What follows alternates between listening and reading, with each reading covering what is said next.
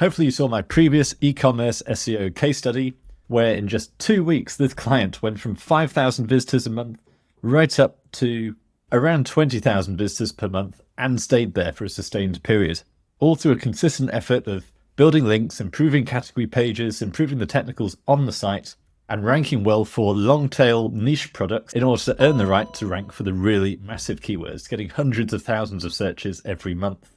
But SEO and online marketing in general is full of survivorship bias, where you could be wrong 99 times and only be right once, and yet plaster that case study everywhere, claiming to be a genius.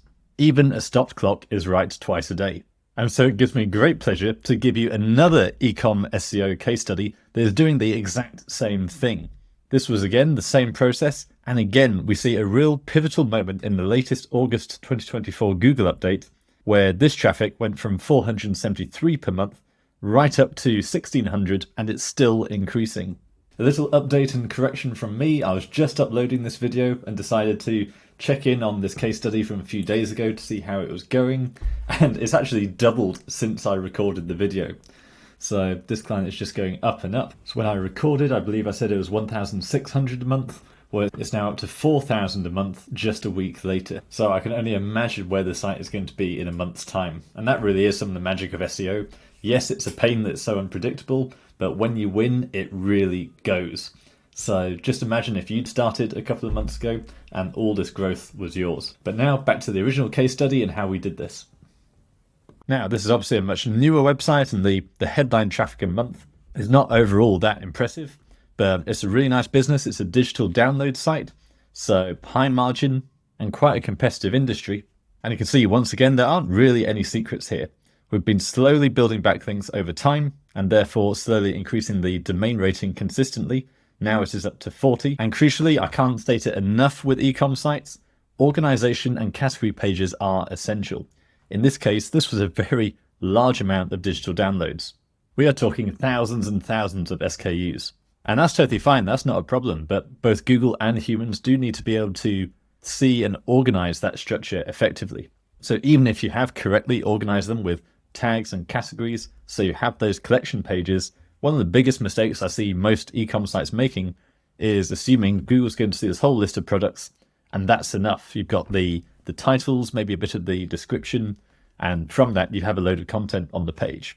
Well, even in 2024, Google is still really content driven. It is still a computer, it's still a machine, and therefore in order to really understand a page, the most effective way of doing that is still by looking at the text. We know that Google is getting better at understanding images and JavaScript and moving away from keywords and more into semantics, so around the meanings and relationships behind words and how they affect the overall knowledge graph, rather than just simply inserting a keyword on a page. But even today, long-form content still seems to win. In fact, I think it's working better than it has done before. So in order to achieve an ecom SEO case study like this, what you need to do is make sure those tags and categories are correct, so you are organizing everything into collections. And then you want to get rid of anything that's too thin, any thin pages. So this is the same with blogging on WordPress. Now, if you're an ecom store owner or you want to serve ecom store owners as a consultant or an agency, then I have a valuable gift for you. I meet a wide array of e-commerce store founders, and while some of them are doing really well and heading towards really big exits, I would say the majority of them are burned out, frustrated, and really suffering. Now, yes, from their revenue numbers, they appear to be doing very well. They might have made 3 or 4 million last year. But what you then find when you dig down a bit is they're spending a fortune on ad platforms. And so I've literally met some of these founders who might have done 3 million last year, but their actual profit from that was just in the few thousands. A lot of them are actually making less than 10 grand a month. Now, I know for many people that's an excellent figure, but if you're scaling this big ecom logistics operation, then you really expect a bit more for your effort. Now, the major issue with that is not only do they want to get out, but the fact is they've built an asset that's no longer as desirable to an investor. If it's not even appealing to the founder, then investors aren't going to be particularly interested in it either. And so the secret really does come down to traffic diversification. You don't want to be entirely reliant on Amazon or Facebook ads.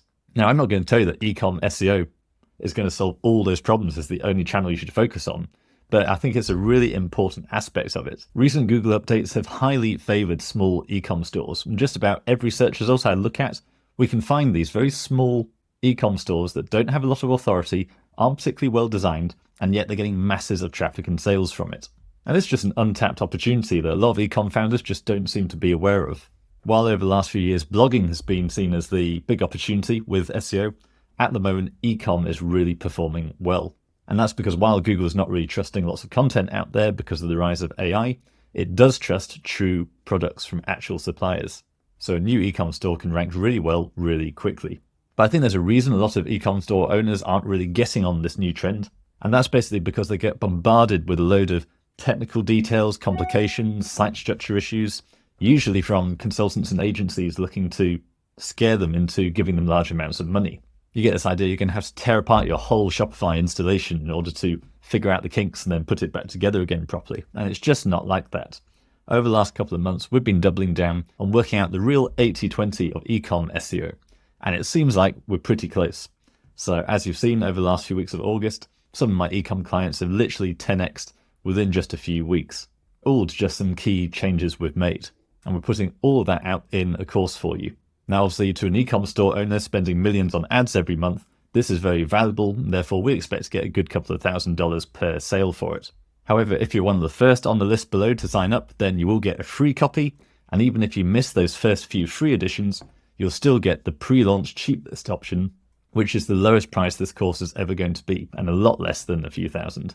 We're probably still a few weeks away with the recordings, making sure that every part of this course is as detailed and accessible and applicable as it can be, because we want people to really take action from this to grow their businesses. So I'll leave a link below, sign up on the form, and we'll let you know when it launches. If you're creating tags on each blog post, each time you create a tag, you're creating a whole archive that might well just have one post in it. So Google's then seeing thousands of these empty pages with just one little meta title on it. And it's the same thing with ecom. If your products are all over the place and you're creating custom variations and categories, each time you add one of those variations, there's a good chance you're creating a whole page, a whole archive that's only got that one product in it. So the real trick here is just to eliminate all that, really try and cut down, keep your structure simple and organized, and then all those empty category pages, make sure they are no indexed in the robots text so that Google is not encouraged to crawl them. You might worry about you could be losing some traction there, but the key thing is you have your main categories that's based on the search intent. So people are searching for specific products and land on your category that's representing that niche of your product, then you are fulfilling that search intent. That's what you need. Whereas if you have 100 other pages with a single product on each one, trying to target all those different long tails, then the chances are you're diluting your crawl budget, you're confusing Google, and you're not making it easier to crawl your site. And therefore, you're going to be deprioritized in the rankings. This is one of the major issues with Shopify, which is a fantastic platform. Generally, if I'm starting an ecom brand, I will happily use Shopify. However, there are some important technical fixes to actually go through in order to make sure your setup is fully SEO friendly, and de-indexing empty categories is one of those. And you can achieve that with just a few simple tweaks to your robots text. If you want a simple guide of how to do that, just click the link in the description below. Now, once your site is organized and you've got all these collections pages, which are actually full of all your products, and you've eliminated all the empty archives, then it's still really important to have text on them. But people do worry about user experience and potentially confusing the user. They're looking for products, so why are you giving them a wall of text?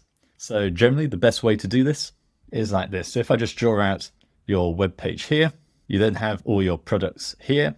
So you have a web page with products on it. This is your collections page. So it's a specific niche like white trainers, something like that.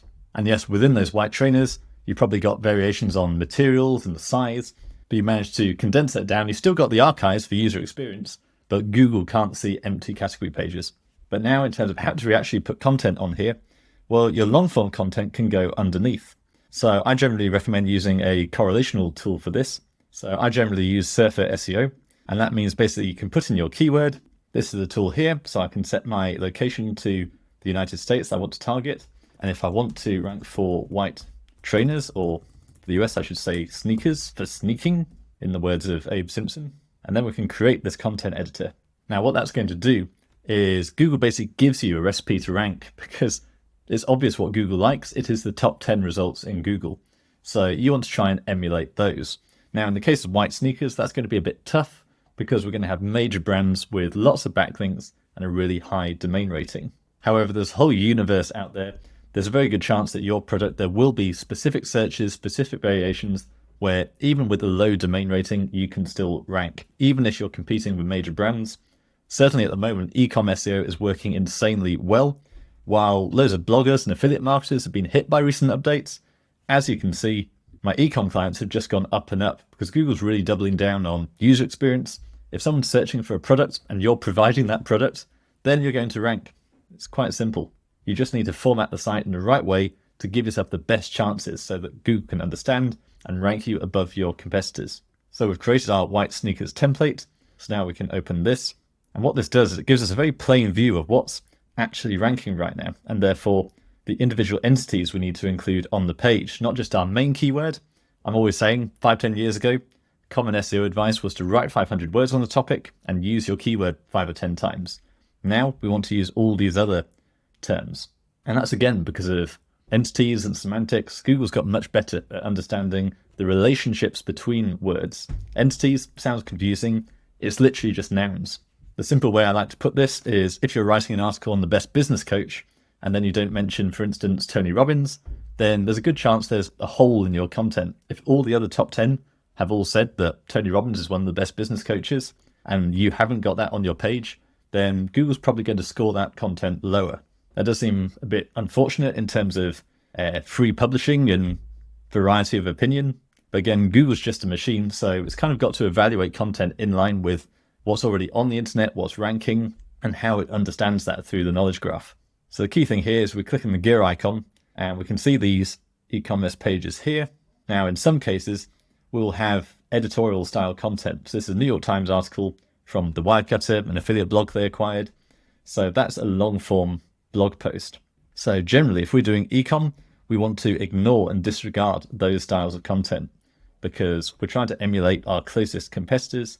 So all these actual ecom sites. If we look at frankie4.com, you'll probably see what I'm talking about, where they do have this snippet at the top. And then as we can see, if we scroll down, they've got this much longer form content underneath. And this is exactly what I recommend and provide to all my clients.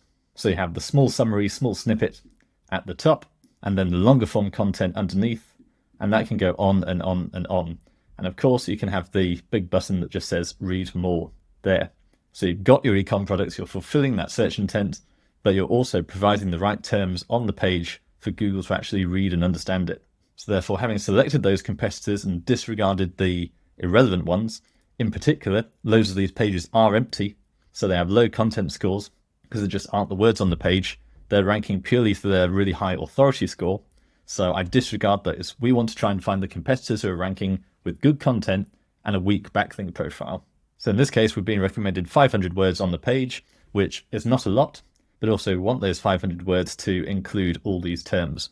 So really very simple. Yes, you can just rank using the titles that are already on the page, but generally for these results that we've been seeing lately, we've consistently used this method of a small snippet at the top, then the products, and then long form content underneath. And we repeat this for each collection page. So you'll have your home page at the top, and ideally you want each collection page to only be one click away from the home page. Maybe you've got a subcategory, something like that, that's another step, but generally you want to keep this really simple. And that's partly because of link sculpting or page rank sculpting, where basically your home page is always going to attract the most backlinks because people tend to reference your brand. Even when we're doing a link building campaign in my agency, we say make sure you start off by building up the home page, because it looks very unnatural if all your links are going to an inner page and you have much fewer going to the home page. So always start off really heavy on the home page and keep going with the home page.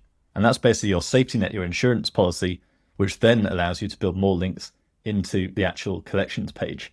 And that's the next step. Once you've got your site correctly formatted like this, you can see in both these examples, we've grown the backlink power over time steadily. So in this example, domain rating of 21 back in January 2023, and that's slowly increased over time. So now where it's at 30, did jump up to 35, but it's come down a bit now because domain rating is fluid.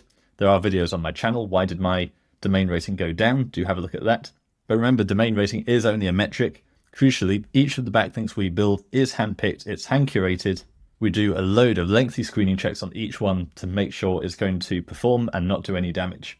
And then, like I say, there's the even smaller details of the exact anchor text of the link, so the text of the link, where you're pointing at it, and where on the page that link is being placed. If we head back to this one, this example is even clearer. So I've started off literally at 0 in February, and you can just see consistently traffic increases, domain rating increases, because the backlinks have increased. In terms of strategy for link building, I still say the same thing to everyone. You want to start off with your foundations, so you can do citations, basically listings in local business directories, and a press release. That's cheap and easy, and will give you a load of branded links from new sites to your website that look like a legitimate business launch. And that should then give you more freedom to go out and secure high quality outreach links that actually provide the power, that link to your actual commercial pages, normally the category pages,